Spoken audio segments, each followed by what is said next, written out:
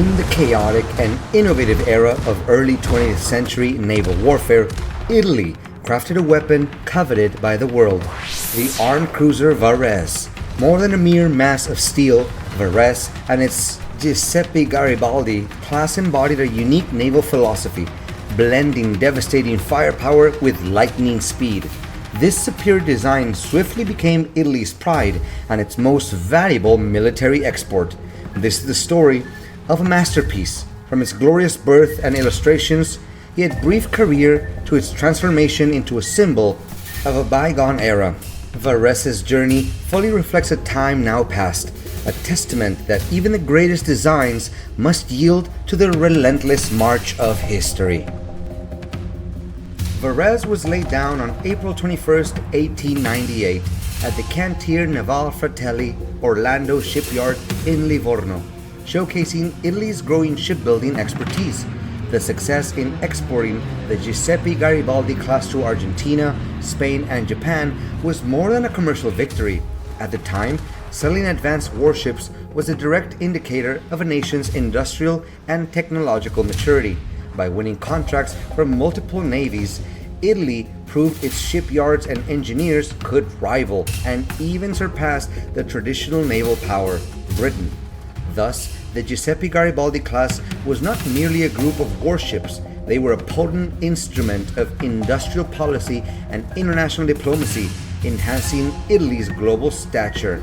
Varese and its sister ships Giuseppe Garibaldi, Varese, Francesco Ferruccio became icons of Italy's industrial ascent and the Royal Italian Navy's strength. The cruiser Varese 1901 was a quintessential naval design of its era, built with a standard displacement of 7,350 tons. The ship boasted impressive dimensions, an overall length of 111.8 meters, a beam of 18.2 meters, and a draft of 7.3 meters. Its heart was a powerful propulsion system, featuring 2 triple expansion steam engines and 24 coal-fired Belleville boilers, delivering a nominal output of 13,500 indicated horsepower IPH. This power enabled Varese to reach a maximum speed of 20.02 knots during trials and a range of 5,500 nautical miles at an economical speed of 10 knots. For protection, the ship was equipped with Harvey steel armor with main belt varying from 80 to 150 millimeters, a 38 millimeter armor deck, and critical areas like turrets and the conning tower reinforced with up to 150 millimeters of armor. Varese's armament was diverse, including one 254 millimeter 40 gun, two 203 millimeter 45 guns, 14 152mm guns, 10 76mm guns, 6 47mm guns, and 4 450mm torpedo tubes. To operate this complex war machine, the ship's crew consisted of 555 to 578 officers and sailors. The most distinctive feature of Varese was its main armament. Unlike ships with uniform gun batteries, it combined a single heavy 10-inch 254mm gun in the forward turret with a twin 8-inch 203mm rapid-fire turret AFT. This combination provided significant tactical flexibility. The 254mm gun delivered a powerful knockout punch, comparable to pre-dreadnought battleships, ideal for engaging primary targets or disrupting enemy formations. Its 227 kilo shells had a slow firing rate of about 1.5 rounds per minute. In contrast, the twin 203mm turret AFT with higher firing rate of approximately 2 rounds per minute was perfect for neutralizing or destroying pursuing enemy cruisers or overwhelming a target's superstructure. This was a clever solution to maximizing offensive power in a cruiser-sized hull.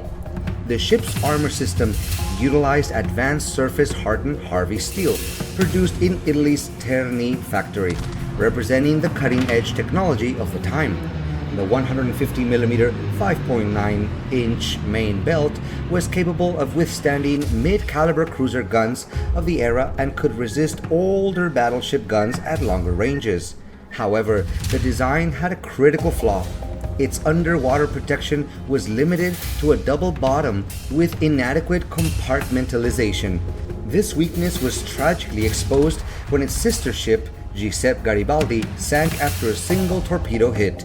In terms of performance, the two triple expansion steam engines and 24 Belleville boilers propelled the ship to an impressive 20 knots, combined with a 5,500 nautical mile range. This made Varese a truly global platform, capable of independent, long-range operations far from home bases. Italy's imperial ambitions in North Africa led to war with the declining Ottoman Empire, where the overwhelming naval superiority of the Regia Marina proved decisive. This conflict marked Varese's finest hour, fulfilling the role it was designed for. It provided critical fire support for amphibious landings and the occupation of Libya's coastal cities. On October 16, 1911, Varese escorted a military transport convoy to Homs and bombarded the town's fortifications after the Ottoman commander refused to surrender. On April 18, 1912, Varese and its sister ship, Giuseppe Garibaldi, shelled Ottoman forts at the entrance of the Dardanelles, inflicting heavy damage in a bold display of power in the enemy's home waters. While some sources suggest Varese participated in the bombardment of Beirut in February 1912, historical consensus attributes this action more likely to its sister ships Giuseppe Garibaldi and Francesco Ferruccio. When Italy entered World War I in May 1915, Varese was assigned to the 5th Cruiser Division, based in Brindisi.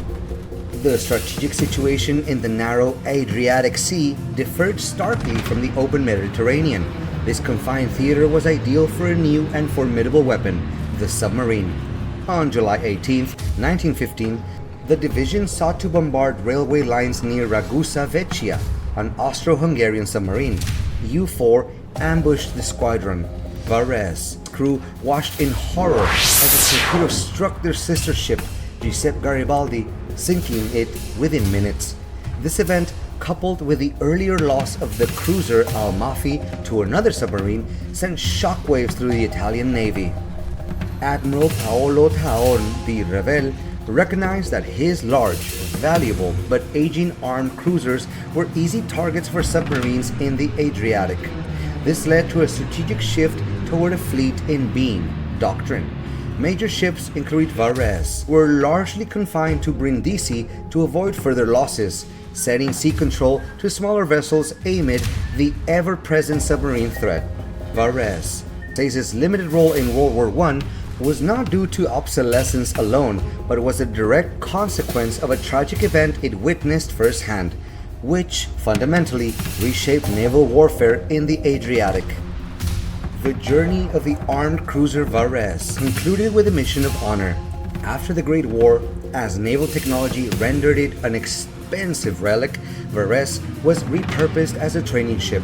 Its deck, once primed for battle, now imparted knowledge to future generations of officers before it was quietly scrapped in 1923. The fate of Varese and the entire Giuseppe Garibaldi class was, in truth, sealed from the outset on the drawing boards. They represented the pinnacle of the armed cruiser philosophy, a near-perfect balance of firepower, armor, and speed. But the revolution sparked by Britain's HMS Dreadnought in 1906, with its all-big gun armament and turbine propulsion, turned that balance into an outdated compromise. Varese was rendered obsolete almost from the moment it was born. The armored cruiser Varese served as a powerful lesson in military history. A perfect weapon is only perfect for a fleeting moment. Varese stands as a monument to the pre-dreadnought era, a time of bold experimentation and rapid innovation. It is a stark reminder that in the unraveling calculus of naval warfare, the tide of technology waits for no ship. The echo of its guns and the lessons of its fate still resonate today, a testament to a forgotten pride of the Regia Marina. From a masterpiece coveted by the world to an easy target for submarines, Varese's journey is a poignant epic. It is proof of a harsh truth in military history. no weapon remains perfect forever. Varese was the pinnacle of an era, but also the first victim of the next. It stands as a monument to creativity, ambition, and the costly lesson of unrelenting technological progress. What do you think about Varese's fate? Share your thoughts in the comment, and don't forget to like and subscribe to the channel to explore more fascinating naval stories.